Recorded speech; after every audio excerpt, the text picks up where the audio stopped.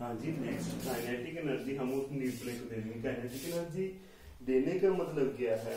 We आप heat up the nucleus. अब heat करने से तो रहे नहीं, न्यूक्लियस को हम अलग अलग निकाल के दोनों के उसको हीट अप कर दें और वो दोनों ऐसा हीट अप करें भी दोनों उसकी जो है दोनों न्यूक्लियाई आपस में इकट्ठे आ जाए। इकट्ठे आने का मतलब क्या? वहां पे न्यूक्लियर फोर्स एक्ट करे दैट मेक टू अट्रैक्ट, और वो किससे ज्यादा हो? इलेक्ट्रोस्टैटिक फोर्स से ज्यादा हो। तो दैट वाई दो मेक टू अट्रैक्ट और वो एक न्यूक्लियस बन जाए। But we are not heating the nucleus directly on oven something like that.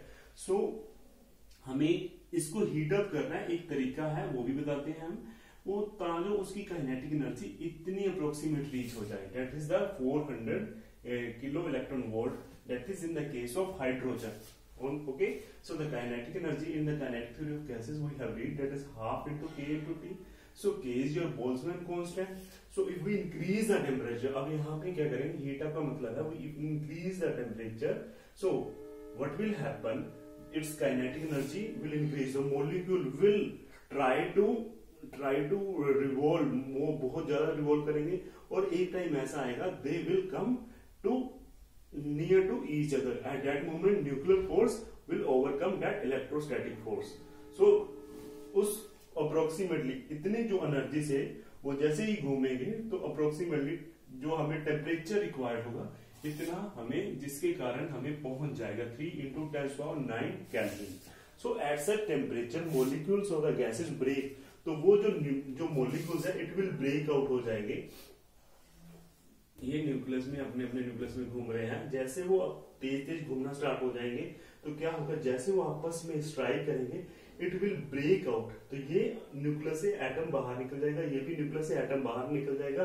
So the atom are completely ionized. So we can say, तो ये जो आपके एटम है कंप्लीटली आयोनाइज हो जाएंगे with like they are positive positive, दोनों के इकट्ठे मिल जाएंगे।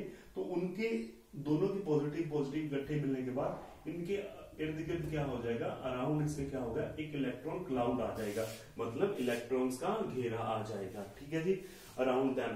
तो जैसे ये पर्टिकुलर स्टेट है इसको हम प्लाज्मा स्टेट भी कहते हैं। प्लाज्मा स्टेट होती है एक्चुअल में the state that is reaches after the gas, like पहले सॉलिड होती है फिर लिक्विड होती है फिर गैस। तो एक ऐसी state that reaches after the gas that you have read also, that is the plasma state. तो इस केस में दोनों न्यूक्लियस कंबाइंड हो गया था और इलेक्ट्रॉन का बहुत बड़ा क्लाउड उसके अराउंड रिवॉल्व करेगा। सो nuclear fusion is the like exothermic process. Exothermic का मतलब क्या है? इन दिस केस नो, एक बार हमें उनको घुमाने के लिए पर्टिकुलर हीट अप करना पड़ेगा by giving a such high temperature of 3 into 10⁹ kelvin, ताकि वो इतनी एनर्जी अचीव कर ले घूमने के लिए। इतना टेम्परेचर दिया ताकि वो इतनी एनर्जी अचीव कर ले। तो ये हम उसको टेम्परेचर मतलब इतना देते हैं, वो क्या हीट अप है।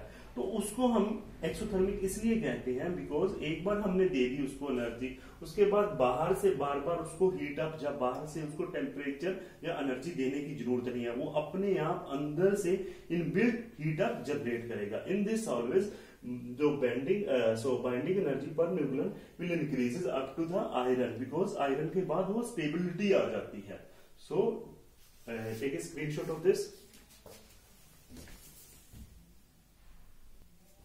10⁻19 केल्विन जो टेम्परेचर था हमारा 3 into 10⁻19 kelvin, that cannot be achieved on the Earth. Such a high temperature can only be achieved on the planets like stars पे achieve होगा, वो particularly on the sun.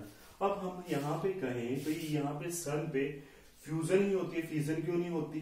Like सन पे क्या है? मोस्टली 90% है हाइड्रोजन और हीलियम गैसेज है और 10% आपके ऑर्गेनिक एलिमेंट है।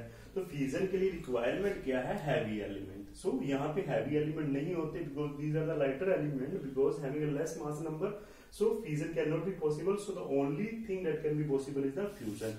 तो सन पे जो टेम्परेचर अचीवली होता है highly, that is this kelvin 1.5 into 10⁻7 kelvin, तो उससे जो हमें एनर्जी मिलती है 2 किलो इलेक्ट्रॉन वोल्ट। बट हमें एनर्जी कितनी चाहिए? 400 किलो इलेक्ट्रॉन वोल्ट।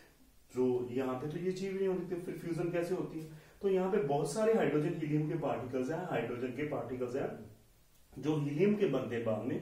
तो वो कई ऐसे पार्टिकल होते हैं जिनकी kinetic energy 400 kilo electron volt से भी ज्यादा होती है।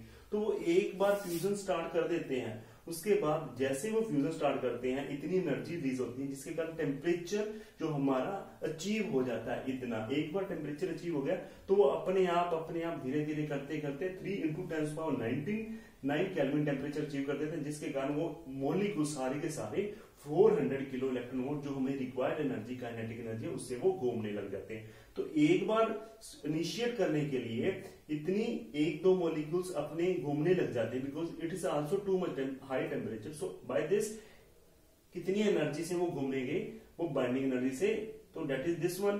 तो इतनी एनर्जी से वो हमारे पार्टिकल्स एक बार स्टार्ट कर देते हैं 1-2, तो जैसे जैसे वो लिबरेट करेंगे एनर्जी तो दूसरे भी पार्टिकल क्या होंगे हमारे घूमने लगे।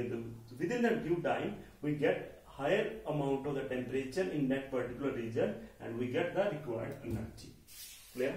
So some of the particle, इसमें कुछ पार्टिकल ऐसे होते हैं जिनकी एनर्जी मतलब जो रिक्वायर्ड उससे भी ज्यादा होती है, तो वो हमारे क्या फ्यूजन स्टार्ट करते हैं। तो जैसे वो फ्यूजन स्टार्ट करेंगे उसके बाद क्या होगा, जो हमें जो टेम्परेचर और एनर्जी रिक्वायर्ड है टोटल की, वो टोटल सिस्टम की वो हमें अचीव हो जाती है। Take screenshot of this.